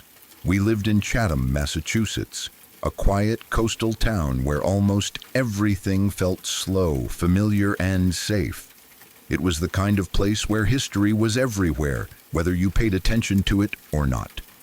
Old homes stood along narrow roads, some of them older than the country itself, and people grew up hearing stories about who lived where generations ago. Back then, none of that really mattered to me. It was just home. My best friend's mother worked as a professional house cleaner. She had several regular clients around town, especially people who owned older homes or summer rentals. In a place like Chatham, that was common. Many houses weren't lived in year-round. People would come during the warmer months, then leave them empty through the fall and winter. Even when they were empty, owners wanted them maintained. Cleaned, dusted, vacuumed. That was part of her job, remember. One of her accounts was a house everyone knew about, even if they didn't talk about it much. It was one of the oldest homes in town, originally built in the early 1700s. The house had been standing there for centuries, quietly watching the town change around it. It had thick wooden beams, low ceilings, and floors that creaked no matter how carefully you walked. The kind of place that felt heavy, not in a bad way exactly, but in a way that reminded you it had a long memory. The house was used as a rental, but not year-round. It would sit empty for weeks at a time, especially during the off-season. The owners lived several states away and only came a few times a year. When they weren't there, my friend's mom was hired to go once a week to clean, vacuuming, dusting, checking that nothing had gone wrong. She had a key, and as far as anyone knew, she was the only person who did. If you know anything about professional house cleaning, you know there are certain habits that become automatic. One of them is how you vacuum a room. You start at the far end and work your way out, pulling the vacuum backwards so that you leave clean, straight lines in the carpet. When you're done, you don't step back into the room. You don't leave shoe prints. The room stays untouched, clean, exactly the way you left it. My friend's mom was very particular about her work. She took pride in doing things properly. One week, she went to the house like usual. She unlocked the door, went through each room, vacuumed, dusted, cleaned, and locked up behind her. Nothing unusual happened that day. Nothing stood out. She left the house exactly the way she always did, neat and undisturbed, and didn't return until the following week. When she came back the next week, everything seemed normal at first. She unlocked the house, stepped inside, and began her routine. It wasn't until she entered one of the bedrooms that something felt wrong. The carpet. Right away, she noticed marks across the floor. They weren't random. They weren't messy. They were clear, distinct footprints. Not shoe prints, bare footprints. They started at one wall of the bedroom, crossed straight through the middle of the room, and disappeared into the opposite wall. There were no signs of anyone entering or leaving. No tracks near the door. Just those footprints pressed into the carpet, like someone had walked across the room and then simply stopped existing. She stood there for a long moment trying to make sense of what she was seeing. Her first thought was that someone must have been in the house, but that didn't make sense. The house wasn't scheduled to be rented for several more weeks. The owners were out of state and had told her they weren't visiting. No one else was supposed to be there, and she was certain she hadn't left those marks herself. She knew how she vacuumed. She knew what the room looked like when she left. She checked the rest of the house. Doors were locked. Windows were secure. Nothing looked disturbed. No signs of a break-in. No missing items. Everything else was exactly as she had left it. Still shaken, she did the only thing she felt she could do. She vacuumed the room again, slowly, carefully, her nerves on edge the entire time. She erased the footprints, finished the rest of the house as quickly as she could, locked up, and left. She didn't talk much about it that day, but my friend later said his mom seemed off, quiet, distracted. The next week, she went back. She told herself it had to be nothing, that there had to be a logical explanation she just hadn't thought of yet. Maybe humidity, maybe old carpet fibers reacting strangely. Maybe she had imagined how clear the footprints were. She needed to see it again to be sure. When she entered the bedroom, her stomach dropped. The footprints were there again, in the exact same place. Once more, they went from one wall straight across the room and vanished at the other wall. Same spacing, same shape, bare feet, no shoe treads, no smudging. No signs of entry or exit. That was when fear really set in. She didn't stay long this time. She vacuumed the room again, her hands shaking, and left the house immediately. She locked the door behind her and sat in her car for a while before she could even drive away. After that, she called the homeowners. She explained everything, what she had seen, that she was sure no one had been there, that the footprints kept appearing after she cleaned. She didn't accuse anyone. She didn't try to explain it. She just told them the truth as she experienced it. Then she quit. She refused to go back to that house. No amount of money could convince her otherwise. She never stepped foot inside it again. When the story spread, people reacted in different ways. Some brushed it off. Old houses do weird things, they said. Others grew quiet when it came up. Chatham had been around for a long time. That house had been there since the early 1700s. No one could say how many people had lived in it, died in it, suffered in it. History leaves marks, whether you believe in that kind of thing or not. What always stuck with me was how specific the footprints were. Not messy, not chaotic, just a calm, deliberate walk across a room. No rush, no hesitation, and then nothing. Like whatever made them didn't need to leave the same way it came in. As kids, my friend and I would talk about it in a hushed voices. We tried to imagine what it would have felt like to walk into that room and see those prints, to know you had cleaned it yourself, to know no one else was supposed to be there. It scared us in a way ghost stories usually didn't. This wasn't a rumor passed down through generations. This was something that happened to someone we knew. Even now, years later, I think about it whenever I'm in an old house, especially ones that sit empty for long periods of time, places where the air feels still, like it's waiting. I think about how some things don't need to make noise to be terrifying. Sometimes all it takes is a quiet sign that someone or something was there when it shouldn't have been. My friend's mom never tried to explain it. She never claimed it was a ghost. She never told the story dramatically. She just said what she saw and what she felt. And whatever it was enough to make her walk away from that house forever. That, more than anything, is what makes the story stay with me.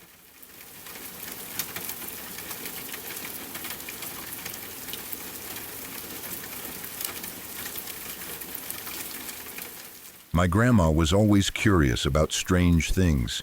She liked antiques, old stories, and objects that felt like they had a history. So when she bought a Ouija board one day, no one in the family thought much of it at first. It wasn't bought as a joke exactly, but it also wasn't treated seriously. It was just something unusual she found interesting and brought home, like any other odd item.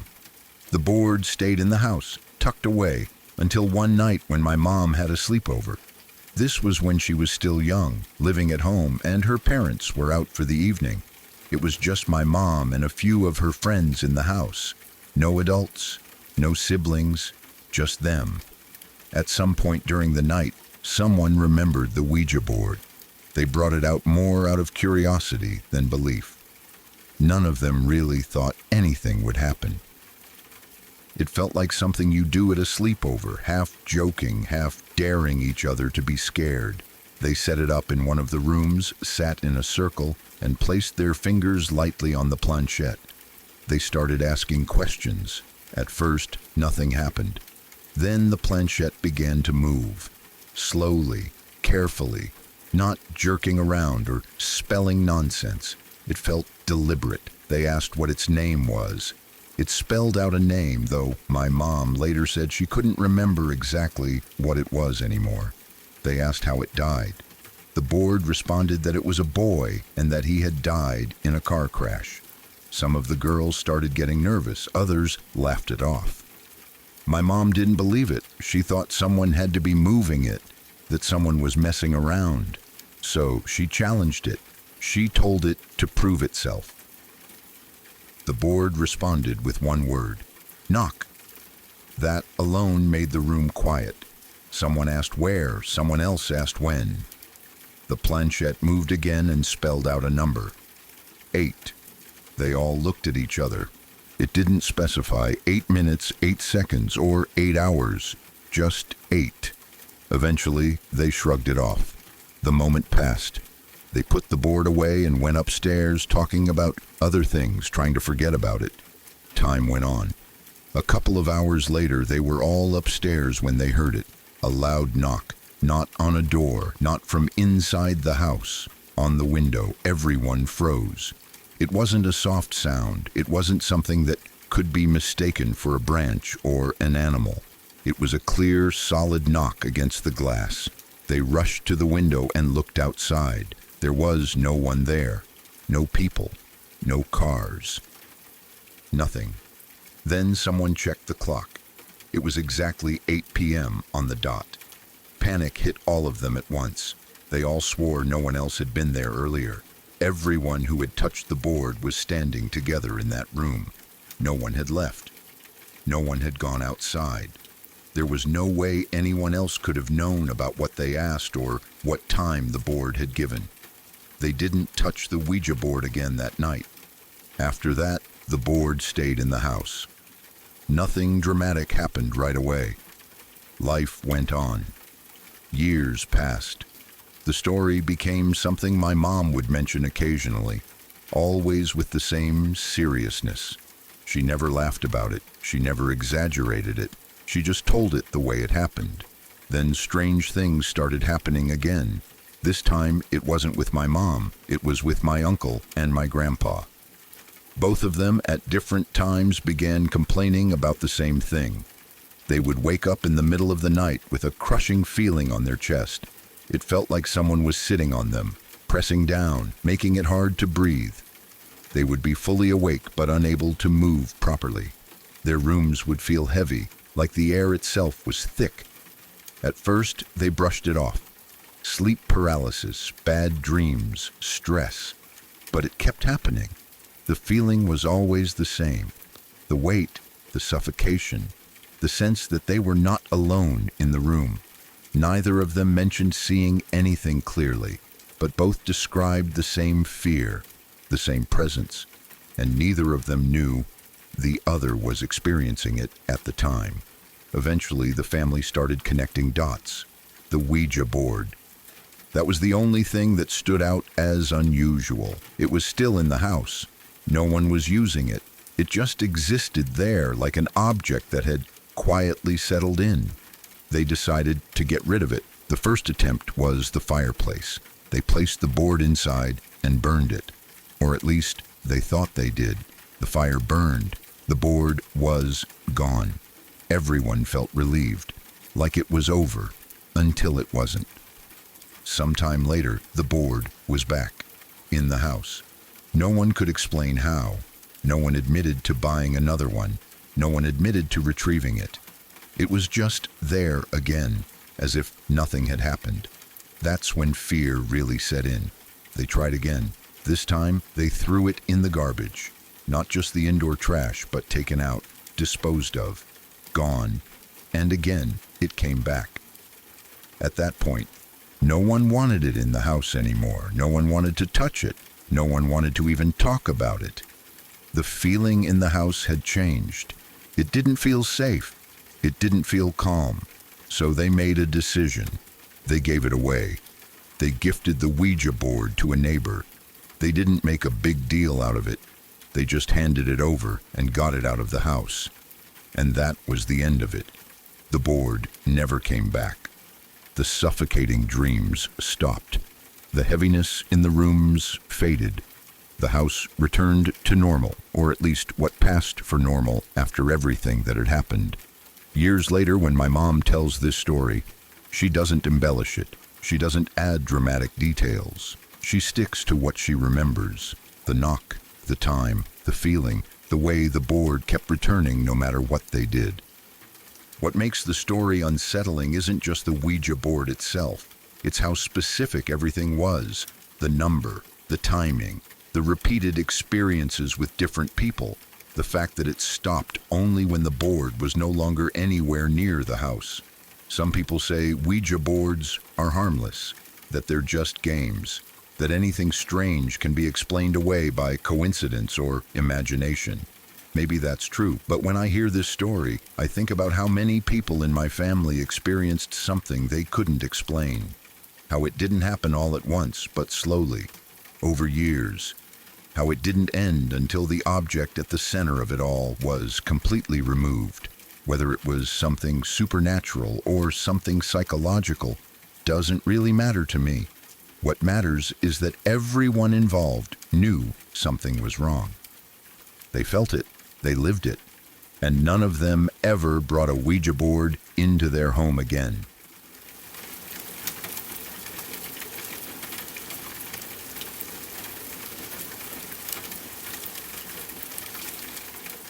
When I lived in Virginia, I worked close enough to the tobacco industry that stories from the plants traveled fast. These were not the kinds of stories you read in the news or heard on guided tours. They were the stories people told quietly, usually at the end of a shift or during a smoke break when everyone was tired and guards were down. One story in particular stayed with me, and even now, years later, I still think about it more than I want to. There was an accident in one of the tobacco processing plants. I never worked in that exact building myself, but I knew people who did, and I knew others who knew them. Over time, the story settled into a shape that felt consistent, even if small details faded. I'm careful not to invent things, because the truth was already horrible enough without adding anything. Inside the plant, there was a massive container, large enough to walk into comfortably. It was almost like a room inside a room.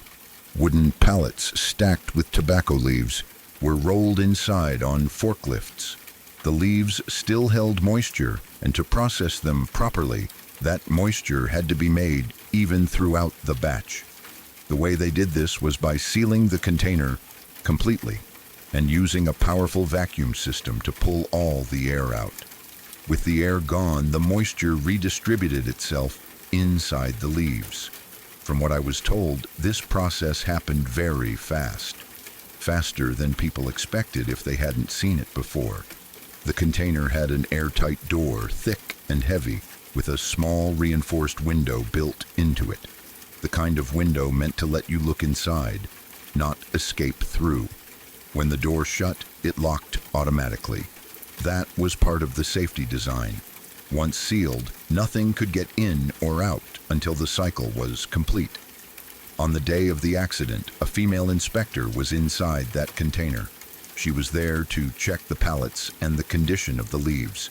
Inspections happened regularly, and people were used to seeing inspectors walking through different parts of the plant. From everything I heard, No one realized she was inside when the door closed. Whether it was miscommunication, bad timing, or someone assuming she had already stepped out, I don't know. The people who know probably don't talk about it anymore. Someone outside the container started the extraction process. The vacuum system kicked on almost immediately. This was not a slow, gentle process.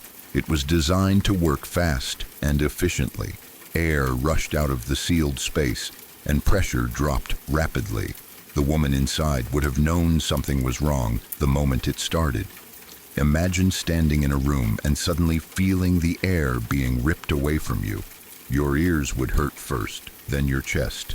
Breathing would become difficult almost instantly. She realized what was happening. That part is the worst to think about. Not just that she died, but that she knew she was going to die. She wasn't unconscious right away.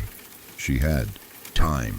People said she was banging on the window in the door, trying to get someone's attention. I don't know how long that went on, but even a few seconds would feel endless in that situation. Minutes would feel like hours. The plant was loud. Machines were always running. Vacuum systems, conveyors, forklifts, fans. It wasn't a quiet place where a single sound would stand out. Even if someone walked by, they might not have noticed her movements through the small window, or they might not have been looking in that direction at all. The pressure inside the container kept dropping. The human body is not meant to experience that kind of environment. I was told later that what happened to her body was horrific. I won't go into graphic detail, partly because I don't remember everything clearly anymore, and partly because I don't want to. Some things are better left vague. What matters is that it was not instant. It was not peaceful. It was not merciful. She suffered. That fact alone makes it hard to forget. The idea that someone can be trapped by a system designed for efficiency, a system that does exactly what it was built to do without anyone realizing a human being is inside. There was no malice, no intention to harm, just a series of normal actions carried out in the wrong order. Eventually, someone noticed something was wrong. I don't know if it was the time running longer than usual, or someone finally seeing movement through the window, or an alarm going off. When they stopped the system and opened the door, it was too late. She was already dead. The aftermath was ugly in a different way. Investigations, safety reviews, meetings, paperwork. The plant had to answer questions. Procedures were rewritten. Signs were added. Locks were changed. New rules were introduced. All the things that usually happen after someone dies at work. None of it brought her back. For the people who worked there, the plant never felt the same. That container became something else entirely. A place people avoided looking at for too long. A place where conversations dropped when someone walked past it. Even years later, new employees were warned, quietly, by older workers. Not officially, but personally. Always double check. Never assume. Make sure no one is inside. I didn't hear the story directly from someone who saw it happen. It was always told one step removed. A friend of a coworker, a supervisor's cousin, someone who was there that day but not in the room. But the emotional weight of the story stayed consistent every time it was told. People didn't exaggerate, they didn't dramatize it. If anything, they spoke more softly, as if afraid of saying too much. What stuck with me most was the time element, the knowledge that it lasted minutes. Minutes where she was conscious enough to understand what was happening. Minutes where every instinct would have been screaming for help. Minutes where no help came. When you think about time like that, it stretches in your mind. You imagine how long a single minute feels when you're panicking. How long a minute feels when you can't breathe properly. How long a minute feels when you know you're trapped. Years later, I'm glad the details are fading. I remember enough to know it was awful, but not enough to replay it vividly in my head. I don't want to reconstruct the physics or imagine the exact damage. I don't want to turn it into something sensational. It wasn't a story meant to entertain. It was a warning that came at a terrible cost. Sometimes when I hear people talk casually about workplace accidents or joke about safety rules being annoying or unnecessary, I think about that woman. I think about how one overlooked step can turn a routine process into a death sentence. I think about how machines don't care who is inside them. They don't hesitate. They don't stop unless they are told to. I also think about her family, about how they must have received the news, how they had to process the idea that she went to work one day and never came home, not because of a dramatic explosion or a fire, but because she was simply forgotten inside a machine. That kind of death doesn't make sense emotionally. There's nothing heroic about it, just loss and shock and unanswered questions. The story still circulates, even though many of the people involved have probably moved on or retired. New workers hear it secondhand, like I did. It becomes part of the quiet folklore of the industry.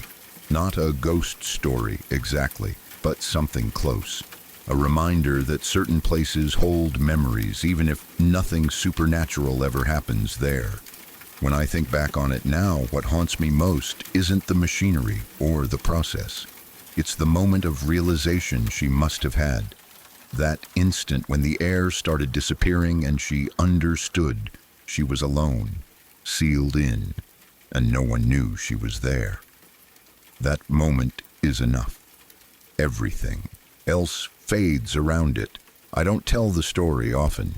When I do, I try to keep it honest and restrained, the way it was told to me, not to scare people for fun, but to remind them that safety rules are written in blood, and sometimes the blood belongs to someone who did nothing wrong at all.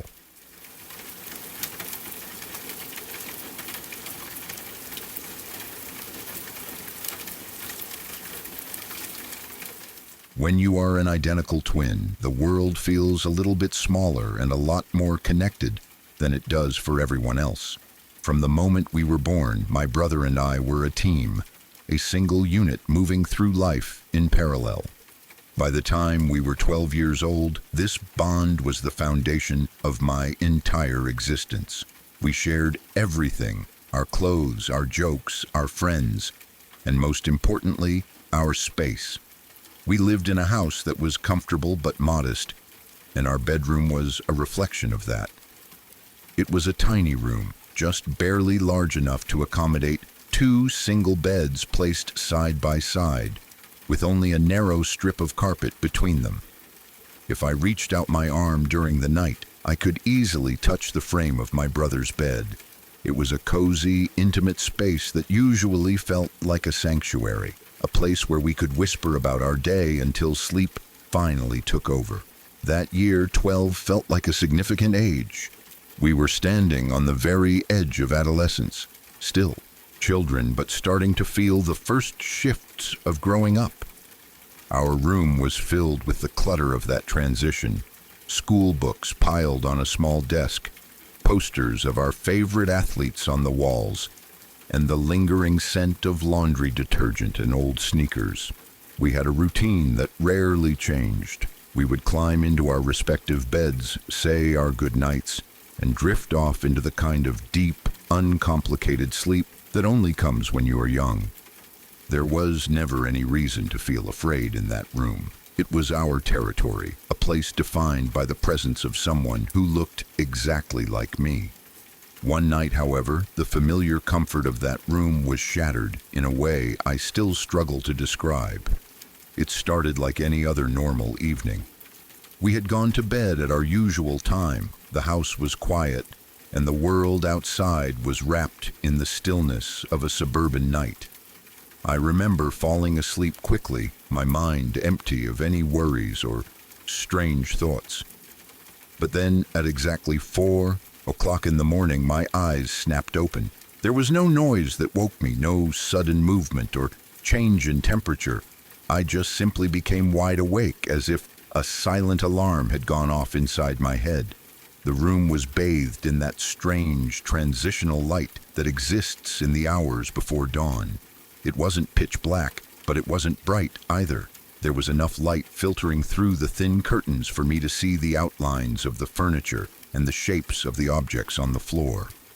I lay there for a moment, listening to the silence when my gaze naturally drifted toward the end of my brother's bed. My heart stopped. Sitting right there at the foot of his mattress was a figure. At first glance, I was certain it was my twin. The silhouette, the hair, the way he sat, it was unmistakable. But as my eyes adjusted, I realized he was just sitting there, completely still, staring directly at me with an intensity that made my blood run cold. Immediately, I felt a wave of goosebumps erupt across my arms and neck. It was a physical reaction to a fear I couldn't yet explain. Why was he sitting up at 4 in the morning? Why was he glaring at me with such a dark, unwavering expression? In my mind, I assumed he was playing a prank, or perhaps he was sleepwalking. Being so close together, I didn't even have to get out of my own bed to reach him. I sat up, leaning forward into the narrow gap between our beds, and reached out my hand to grab his shoulder. I wanted to shake him, to tell him to stop being weird and go back to sleep. As I moved to grab him, I asked him in a hushed, annoyed whisper what he was doing. He didn't respond. He didn't even blink. When my hand made contact with where his shoulders should have been, I experienced a sensation that I will never forget. My hand didn't hit solid flesh or fabric. Instead, it went straight through his body. It felt like moving my hand through a pocket of cold, slightly thickened air. There was no resistance, no warmth, and no person there to catch. I gasped, my heart hammering against my ribs, and I tried to grab him again, thinking that maybe I had just missed, or that my coordination was off because I was tired. But the result was the same. My fingers passed right through the image of the person sitting there, as if he were made of smoke. Terrified and confused, I pulled my hand back and looked toward the top of my brother's bed, near the headboard. My breath hitched in my throat. There, lying peacefully on the pillow, was my twin brother. He was fast asleep, his chest rising and falling in a rhythmic, calm motion. He was clearly tucked under his blankets, completely oblivious to the world. I looked back at the end of the bed, and the figure was still there, sitting upright and staring at me. In that split second, the realization hit me like a physical blow. The person sitting at the end of the bed was not my brother. A blind panic took over. I didn't think about logic or science or common sense. I did the only thing a 12-year-old boy could do in that situation. I grabbed my blanket and shoved it over my head, pulling it tight around me. I curled into a ball, squeezing my eyes shut and praying that whatever it was would just disappear. I lay there for what felt like hours, listening for any sound of movement, any footsteps on the carpet, or even the sound of the figure breathing. But there was nothing. The room remained silent, save for the soft, steady breathing of my actual brother. What freaks me out the most to this day, even decades later, isn't just that I saw a ghost or a spirit. It was the specific appearance of the person. When I looked at him in those brief, terrifying moments before I hid under my covers, I noticed something very specific. He looked exactly like us, but he wasn't a 12-year-old boy. He looked like an older version of us. His shoulders were broader, his hips were wider, and his face had the more defined, matured features of a man in his late 20s or early 30s. It was as if I was looking at a version of myself, or my brother from the future, projected into our tiny bedroom in the middle of the night. I am not a person who believes in the paranormal. I have spent most of my life looking for logical explanations for everything I encounter. I don't believe in haunted houses, and I don't believe in spirits wandering the earth. Yet I cannot explain what happened that night. It wasn't a dream. The sensation of my hand passing through that cold, empty space was too real, too visceral to be a trick of the mind. The detail of the physical build, the increased shoulder width and the adult frame, is something that my 12-year-old imagination wouldn't have just invented out of thin air. It was a very specific, very physical observation. I never told my brother about it that morning. I was too shaken, and I didn't want to scare him in the room we had to share every night. I tried to push it to the back of my mind, telling myself it was just a hallucination brought on by a fever or extreme tiredness. But deep down, I knew that wasn't true. As we grew up, I watched our bodies change. I watched as our shoulders broadened and our frames filled out, just like the figure I had seen. Every time I looked in the mirror as an adult, I saw a glimpse of that man who had sat at the end of the bed. It was a slow-motion realization that the entity I had seen was, in some strange way, a reflection of what we were destined to become. The memory of those cold goosebumps still returns to me sometimes when I wake up in the middle of the night. Even though I now live in a different house and sleep in a different bed, that 4 a.m. hour always carries a bit of weight. I find myself glancing toward the end of my bed, half expecting to see that silent, staring version of myself sitting there once again. It was a singular, life-changing event that defied everything I thought I knew about the world. It was a reminder that there are moments in our lives where the veil between what we understand and what we don't becomes very thin. Twins often talk about having a sixth sense or a special connection, but this was something different. It wasn't a connection between the two of us. It was a connection between the present and the future, or perhaps a ripple in time that allowed a version of us to loop back to that small bedroom.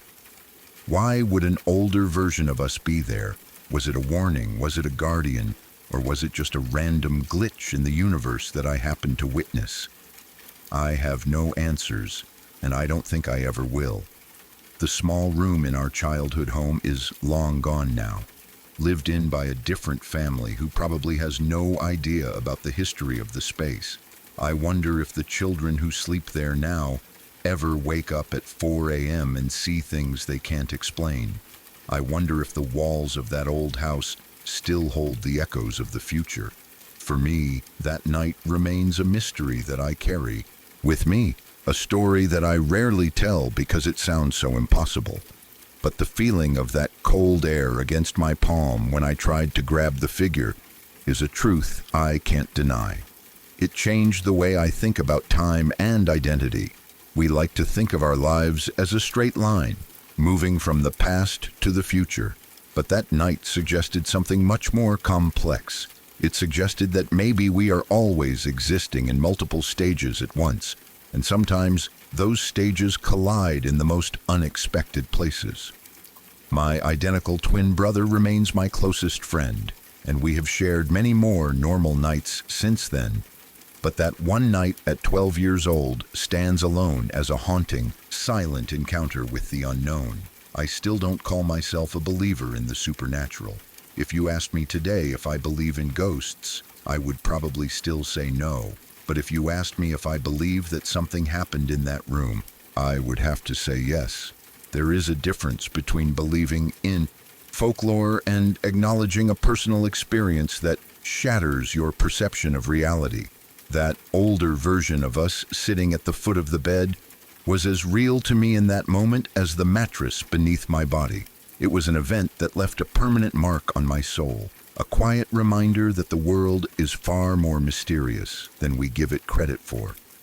As the years passed and my brother and I grew into the very men I saw that night, the fear eventually faded into a kind of somber curiosity. I look at my brother now with his broad shoulders and his adult life, and I realize he is the person I saw. We are the ghosts that haunted our own childhood. It is a strange, circular thought that brings a weird sense of peace along with the lingering shiver. We survived our childhood, we grew into those men, and we moved on. Whatever that figure was, it didn't hurt us. It just watched, a silent witness to the beginning of our journey into adulthood. Even now, when the house is quiet and the clock nears 4 a.m., I sometimes feel that same prickle of goosebumps. I don't hide under the covers anymore, but I do stay still. Listen, if you're still here, it means these stories didn't just pass through you, they stayed. Every story you heard tonight was real. Real people, real moments, and in every one of them, something went wrong, or almost did. If you want to keep exploring the stories that don't let go so easily, subscribe to Shadow Archives.